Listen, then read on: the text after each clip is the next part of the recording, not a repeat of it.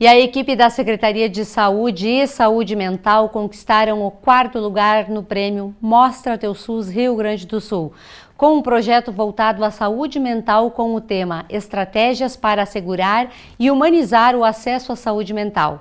A equipe recebeu a certificação durante o 32º Congresso do Conselho de Secretarias Municipais do Rio Grande do Sul, que aconteceu nos dias 29 e 30 de junho na cidade de Gramado, na Serra Gaúcha.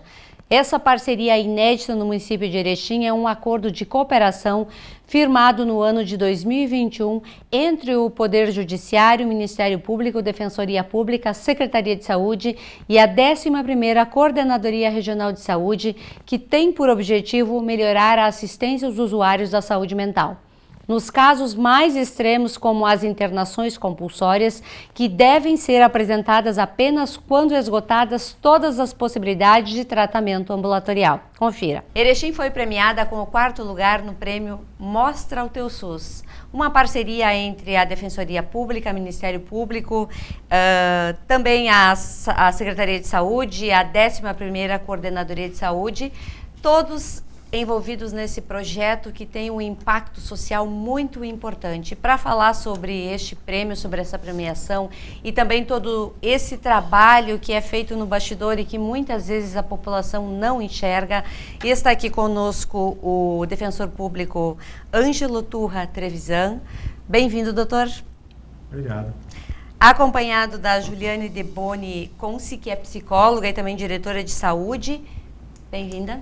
Obrigada, Sandra. E também do Dr. Samuel Borges, que é juiz da 3ª Vara Civil aqui de Erechim. Bem-vindo, doutor. Obrigado, agradecido pelo convite e pela oportunidade de a gente conversar um pouquinho a respeito dessa questão tão importante.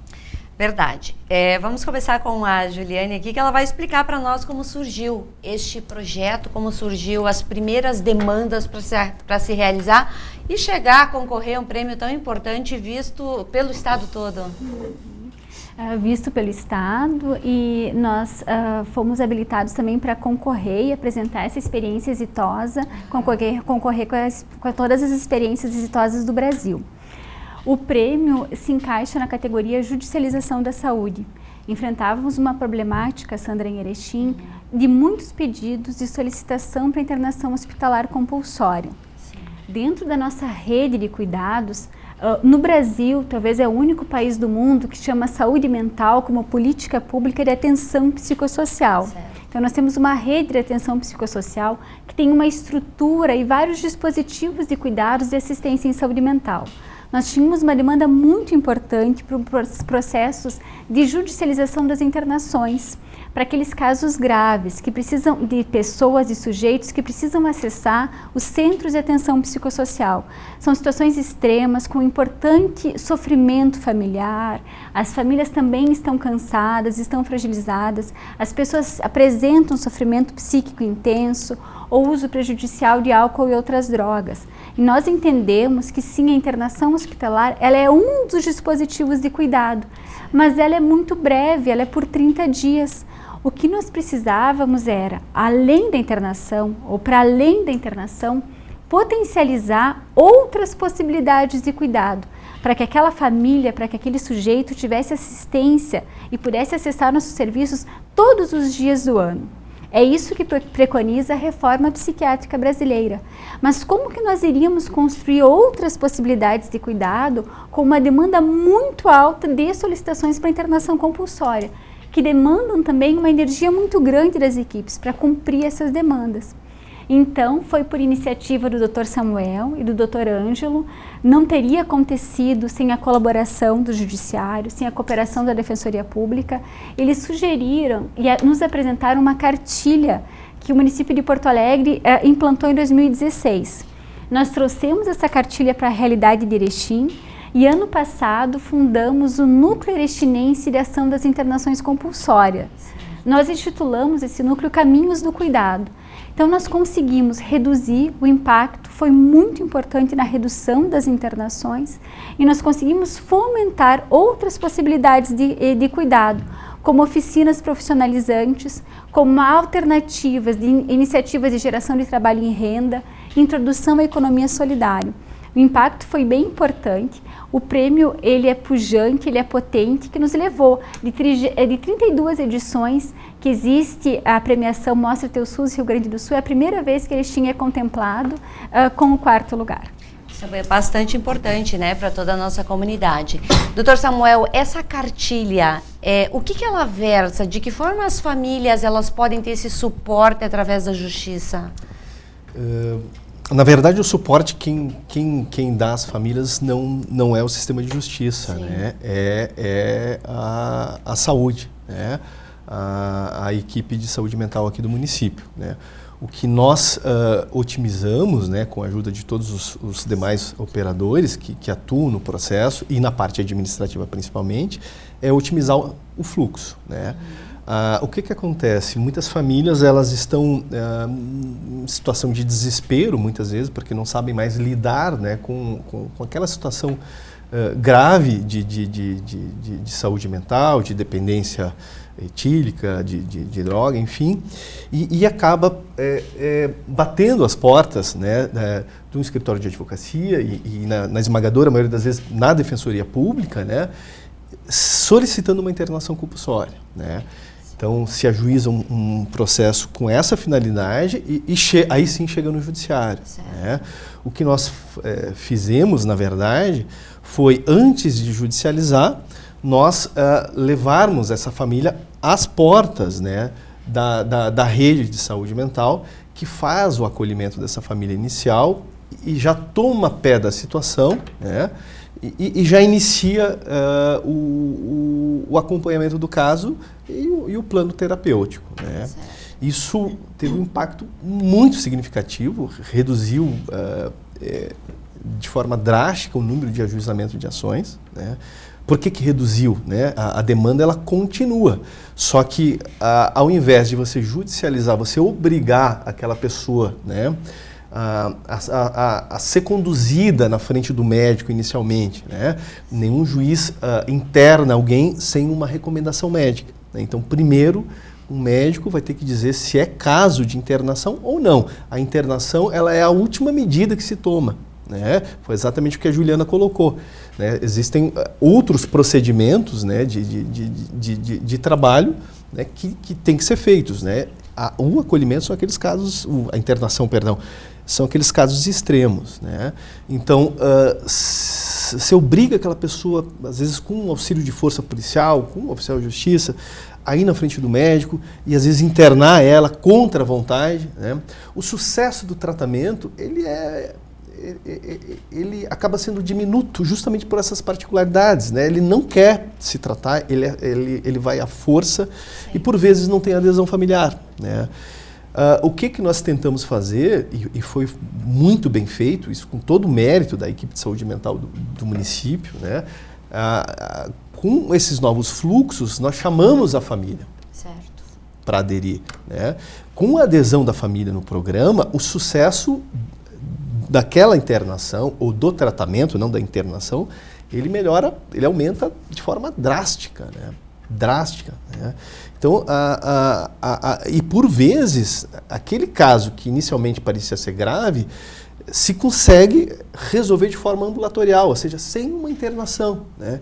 Isso reduz custo para o município, o tratamento ele é mais eficiente, porque você não tem aquela contenção, né? Você obrigar o sujeito a ficar internado num hospital psiquiátrico, né, para fazer desintoxicação, você faz ele na rua, com adesão familiar, participando de todos os projetos fornecidos pela saúde. Então, a chance de sucesso, ela aumenta de forma drástica. Doutor Ângelo, e quando a família não entende alguns procedimentos adotados, por exemplo, uma internação que o paciente, digamos o paciente, né, a pessoa que precisa desse atendimento, ela aceita e fazer um tratamento, mas a família não dá aquele suporte que é necessário para que ela vá e se reabilite de uma forma rápida e eficaz. De que forma que se trabalha aí com a família?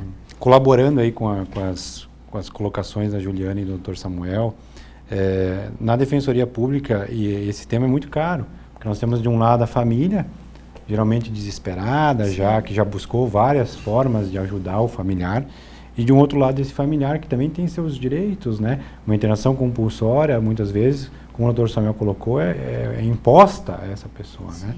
Então, também tem esse lado que tem que ser visto. Então, esse tema é muito sensível para a Defensoria e, com base nisso, né, foi proposta a adesão a essa cartilha, enfim, para tentar conscientizar, né, e colocar tanto para os usuários, que seriam os pacientes, enfim, diretamente afetados, mas também com a família, a conscientização da necessidade de participação também do familiar, né?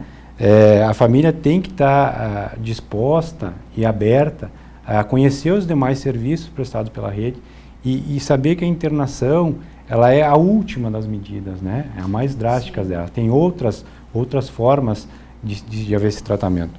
Então é isso, é trazer a família também para o atendimento, né? Muitas vezes é necessário isso, né? E a rede fornece isso, tem grupos próprios para os familiares, né? Então é isso, é essa situação que a Defensoria Pública nesse momento via. E como o Dr. Samuel colocou, os resultados depois da adesão a isso foram impactantes. A diminuição de procura pela medida de internação, ela diminuiu bastante, a gente viu isso na realidade. Então isso nos trouxe uma alegria, porque assim, a gente está trabalhando para melhorar o serviço público, né, prestar um serviço de maior qualidade, enfim, e ao mesmo tempo ter uma resposta melhor do paciente, né, que é isso que a gente sempre visa, né. Então é dessa forma que tem que se trabalhar. A família, ela é muito importante, né, e é essencial geralmente, porque como a Juliana colocou, a internação ela é provisória e curta, né, e ela vai retornar para a família. Então é importante que a família também esteja estruturada para receber esse paciente e saber como lidar para a continuidade do tratamento e a melhora do quadro. Sandra, complementando aqui o que o Dr. Claro. Ângelo colocou, é importante que a população tenha consciência que a internação ela não resolve o problema, né? Ela não resolve. As pessoas têm uma ideia falsa de que se você colocar aquela pessoa que tem envolvimento com droga durante um certo tempo internada, ela vai sair de lá curada como se nunca tivesse usado isso na vida. Não é assim. Né? A internação é aquele período de desintoxicação para tu conseguir, né, apagar aquele incêndio momentâneo. O que vai definir, né, se essa pessoa vai superar ou não é o tratamento ambulatorial. Tratamento este que nós tivemos uma melhora significativa, ela está muito bem organizado e esse tratamento ainda, o sucesso dele está diretamente ligado à adesão familiar. Então assim, você mãe, você pai que tem algum problema desse, saiba que se você quer resolver, você tem que aderir ao programa, né, ao plano terapêutico da saúde mental, né? O sucesso está diretamente ligado a isso, né? Isso é importante que as pessoas tenham consciência que a internação ela não é uma finalidade em si, né? Ela é uma medida drástica, excepcional e que não vai resolver o problema. E também as pessoas têm que entender que a justiça, a defensoria, a juíza, CAPS, faz até onde ele pode. Mas dali em diante é a família que tem que fazer a sua doação e colaborar com o tratamento, porque senão ele não tem sucesso nenhum. A justiça não faz tudo sozinha. É assim, né? Sim. Juliana, de que forma acontece esse tratamento ambulatorial? Sabe que eu fico escutando o Dr. Ângelo, o Dr. Samuel falar, eu fico até emocionada. Trabalho com saúde mental desde 2008, daí dediquei meus estudos de especialização, mestrado, agora estou concluindo esse ano doutorado. E todas as evidências sinalizam que a melhora no tratamento é o tratamento não marginalizar ou, de alguma forma, colocar à parte aquela pessoa. É como criar estratégias de acolhimento para a expressão do sofrimento psíquico daquela pessoa na sua singularidade. Tem pessoas que têm um jeito muito singular de existir. Sim. Como poder estar oferecendo alternativas de tratamento de cuidado na cidade, né? Nós estávamos agora em reunião pela manhã, as colegas do CAPS, por exemplo, apresentaram uma das atividades de inserção e assistir um teatro que tenha na cidade. Então, se faz grupo A, inserir atividades de cultura, lazer, alternativas de esporte. Então, como funciona o tratamento? O tratamento, nós temos tratamento nos CAPs, no Ambulatório de Saúde Mental, e é óbvio que a gente tem práticas tradicionais e práticas que funcionam, sim, a avaliação psiquiátrica, o tratamento medicamentoso, mas a intenção é transcender, para além do tratamento medicamentoso, o individual, é pensar em estratégias que incluam aquele sujeito. Então, tem pessoas, nós temos atividades nos CAPs, eu falo, por exemplo, na oficina de karatê, tu vê um alcoolista debilitado, marginalizado, o espaço social dele ficava restrito ao bar, que consegue no CAPS fazer oficina de karatê, até então com muita dificuldade de ambular, e eu fui no CAPS AD, ele fazendo atividade de karatê em pé e erguendo uma cadeira. Olha só. Né? Então, como criar possibilidades que para aquela pessoa tenha sentido. Então, a gente oferece um leque de possibilidades, se constrói um plano de tratamento para cada situação. A gente não tem um plano terapêutico único. Tem algumas pessoas que vão precisar frequentar e tomar medicação, e os colegas vão ter que ir todos os dias na casa daquela pessoa dar o remédio. Tem outros que vai ter oficina de cinema, que a equipe vai assistir cinema na quarta-feira. Para outro colega, para outro usuário dos serviços, vai ser a musicoterapia. Nós temos um musicoterapeuta nas equipes, nós temos terapeuta ocupacional, assistente social. Então, para cada pessoa que frequentar o CAPS, vai ser construído uma proposta de cuidado singular, respeitando como ele se apresenta e como é a sua interação na vida. Algumas pessoas, o tratamento em si só dá a impressão de que não funciona ou que a pessoa não se ajuda. E a justiça precisa intervir e internar novamente. Como é que funciona isso? Cabe aos dois a pergunta. Uhum. Não, é isso que eu acho que tem que ficar... Às vezes é uma mudança de paradigma que a gente fala, né? De colocar que as famílias e os familiares, a gente entende o sofrimento. A gente está totalmente ciente disso, da dificuldade que é para a família e para os familiares, enfim. E aí a gente coloca para a comunidade, para os vizinhos, enfim, que também são atingidos de certa forma com isso. Mas eles têm que entender que a internação, e é isso que a gente está tentando mostrar, é que a internação ela não pode ser vista como a primeira medida, né? Tem outras medidas para serem tomadas, né? E assim, realmente assim, a gente fica apreensivo, né, muitas vezes porque o familiar acaba retornando. Essa internação, enfim, e depois não há aderência da pessoa e volta, e a rede tenta de outras formas, enfim, e há necessidade muitas vezes de fazer um novo pedido judicial.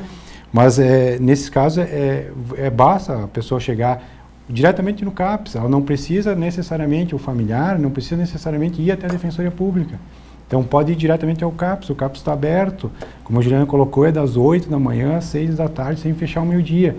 Então busque a rede, tente outras soluções, e se realmente for necessário, a cartilha já é essa proposta, né? Se for o caso, o próprio CAPS vai encaminhar para a Defensoria Pública esse familiar novamente, e aí a gente vai fazer o pedido judicial que vai chegar para o judiciário, já com toda essa passagem, conhecimento da rede, a rede já tentou várias... Então, a cartilha já vai chegar até o judiciário, o doutor Samuel pode me complementar, já vai chegar com todo o histórico daquele paciente, o que foi feito, o que a rede já fez, qual é a medida, por que é indicada uma medida de internação, se for o caso.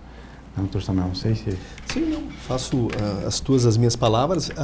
A ideia, Sandra, na verdade, é que nenhuma internação, seja uma reiteração, né, seja a primeira, seja feita sem que a saúde mental, né, ela coloque os seus olhos, né, ela atue naquele caso. Essa é a ideia. Se for necessário, ok, se faz 1, 2, 3, né? Mas o que a gente precisa fazer é racionalizar. Né? Não adianta a gente pegar uma indicação, às vezes, de um médico que não acompanha aquele caso, ou às vezes foi uma consulta só, não, é grave. E aí você tem toda uma equipe que está, às vezes, anos acompanhando aquela família, né? Que sabe todos os pormenores. Bom, eu quero ouvir aquela equipe técnica que é especializada, né? Você tem uma série de profissionais que trabalham só com isso, com saúde mental, né? Que conhece aquele histórico da família. Muitas vezes aquele caso isolado, ele é uma reverberação de toda uma estrutura familiar maior que é de conhecimento da rede, é de conhecimento. E justamente isso, e por vezes, assim, aquele problema que aparentemente é alcoolismo, na verdade tem uma questão psiquiátrica muito mais profunda, né, que precisa ser investigada e que se você não resolver, você não vai conseguir atingir o problema de etilismo, né? Então, você tem que otimizar, né, e você precisa fazer da forma adequada, né, que é o órgão, né, responsável no município por isso. Então você precisa viabilizar essa resolução administrativa e trazer, né, o olhar e oportunizar que se faça o plano terapêutico e seguir, né, e cobrar da família que a adesão dela, né. Juliana, de que forma trata-se, cuida de mulheres que também têm o problema com o alcoolismo, com drogas e que muitas vezes na rua engravidam? Se torna um problema até maior, né, para a saúde ter que administrar tudo isso. Quando nós iniciamos as ações de enfrentamento das internações compulsórias e nós fomos mapear quem são as pessoas que internamos, sim, nós nos deparamos com problemas de gênero, né? A maioria das internações compulsórias são de homens. Os papéis de gênero, os estereótipos de gênero incidem também sobre o tratamento das mulheres. Via de regra, a família acompanha menos a mulher. A mulher fica mais solitária no cuidado, no seu tratamento. Os homens têm esposas, ou têm mães, ou tem sempre alguém que persiste ao lado deles no tratamento.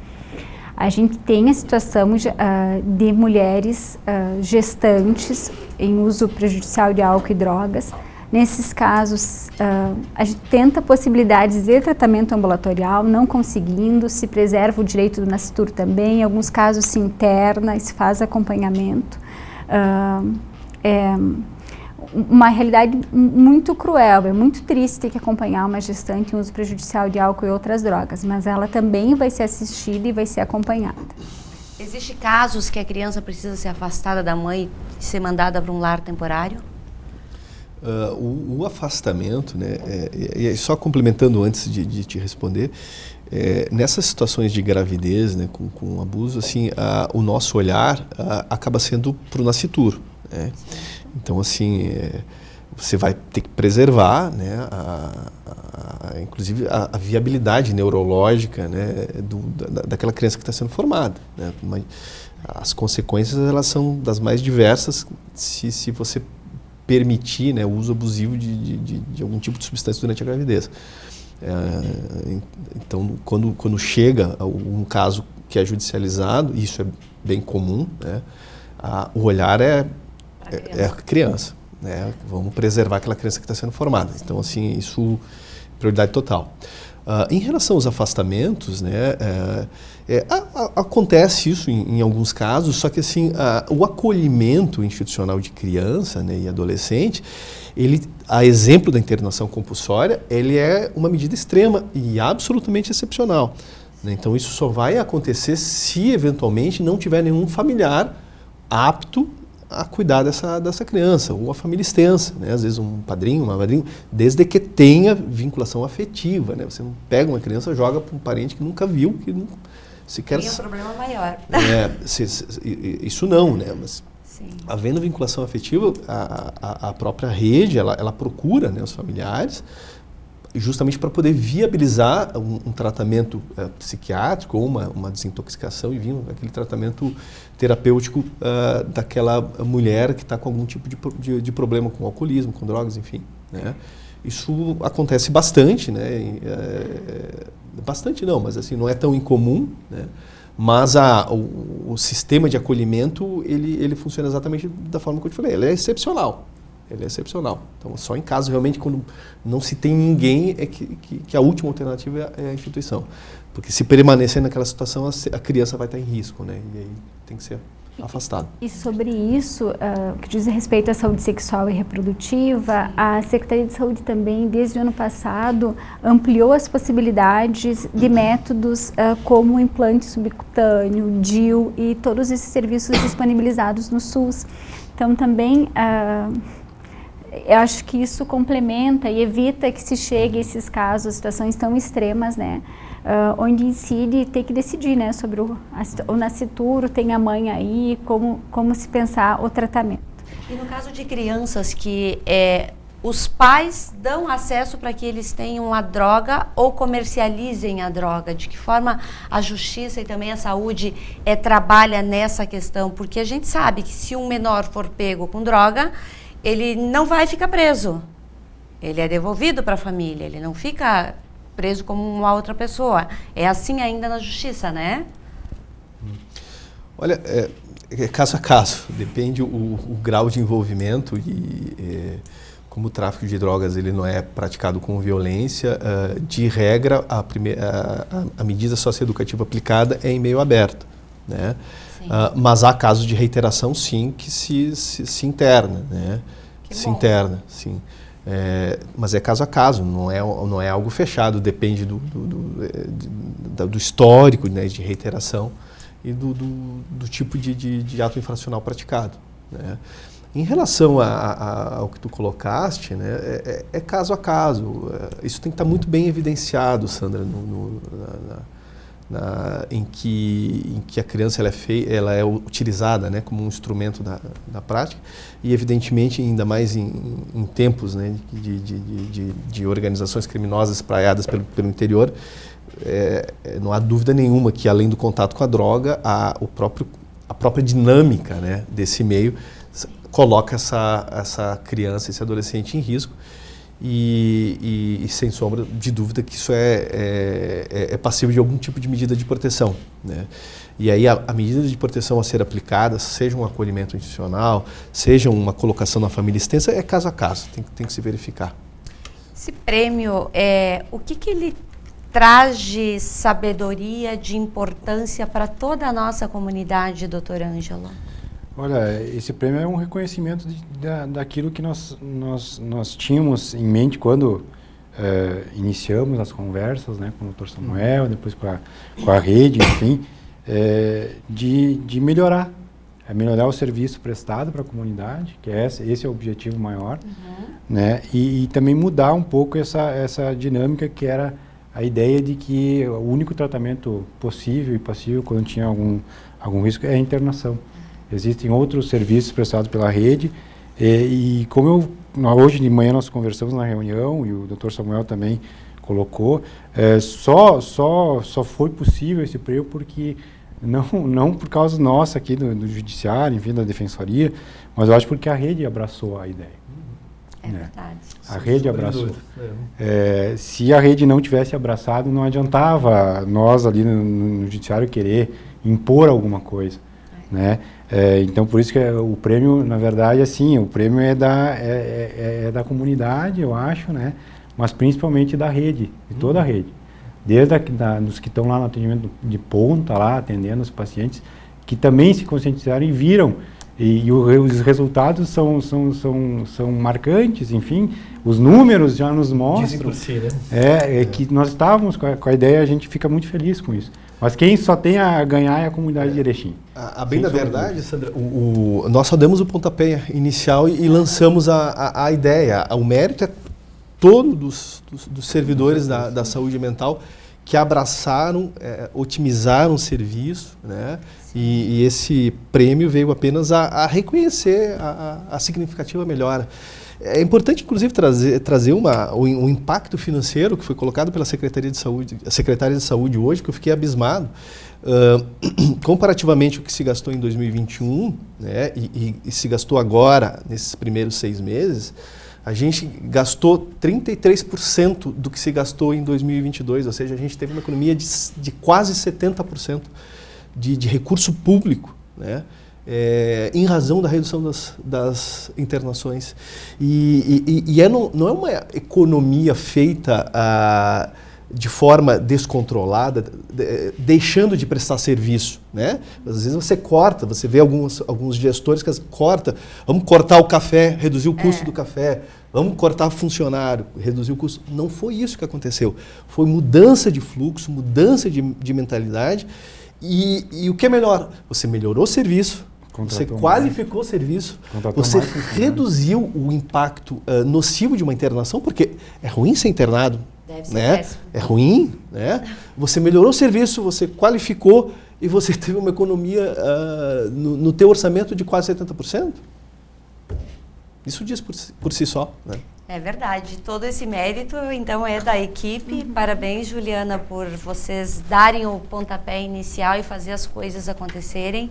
Isso mostra o quão o nosso município é alinhado, todos os poderes, em fazer o bem para as pessoas que realmente precisam, tornar as políticas públicas acessíveis no momento em que as pessoas realmente precisam delas. O prêmio simboliza, conquistar um prêmio na saúde mental é muito importante, consolidar um movimento tão importante, tão técnico, que aconteceu no Brasil inteiro, da reforma psiquiátrica brasileira. Parece também que o momento é importante.